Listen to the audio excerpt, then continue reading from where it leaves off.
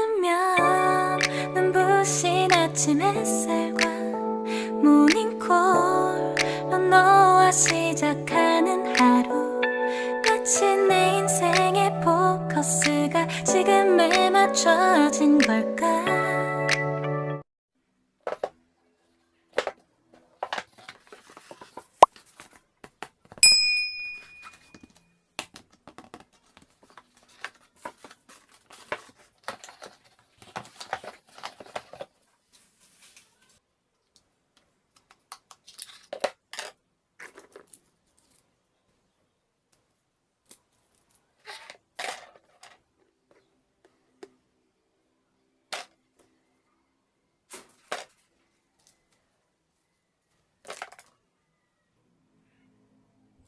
Hello guys, so ito yung wall ng aming pader. So dito po ko kukuha na pang DNA project ko po. So kung nakikita nyo to guys, hindi ko na pinakita kung paano siya ginawa.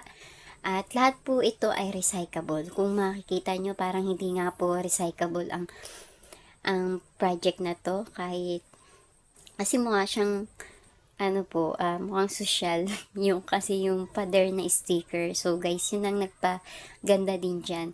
At syempre, kung meron kang pang decor na Christmas tree, yung bilog po, dun ko po siya kinuha. So pinakita ko naman po.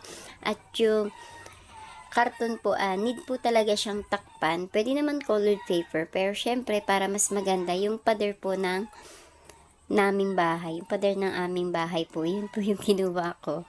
So, mas gumanda po siya guys. At eto nga, yung barbecue stick ay gamit na. So, buti po, mahilig po akong magtabi ng barbecue stick at hindi ko po siya dinedirekta sa basurahan. Kasi sabi ng aking nanay, wag daw po kami magtatapon ng barbecue stick sa basurahan. Kasi daw po, yung mga naghahakot ng basura ay natutusok po sila na hindi nila akalain na merong mga matatalim or barbecue stick po sa basurahan. So, ang ginagawa ko guys, tinatabi ko at nire-recycle ko po ulit.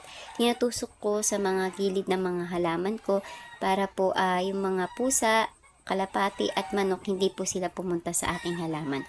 So, balik tayo sa DNA project. Ito na nga po yung kinalabasan guys. Hindi siya sukat akalaing recyclable, pero lahat po ay recyclable. Ang magagastos mo lang dito kung pandikit po, double-sided tape and glue gun. At syempre po, kung meron po kayong pang-paint na brush or pang-paint, yun nga po, hindi nyo na rin kailangan bumili pa. Pero kung wala, kailangan nyo pong bumili.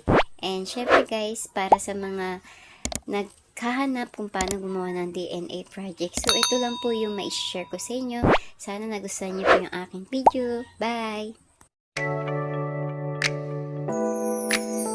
따뜻한 모닝커피의 향기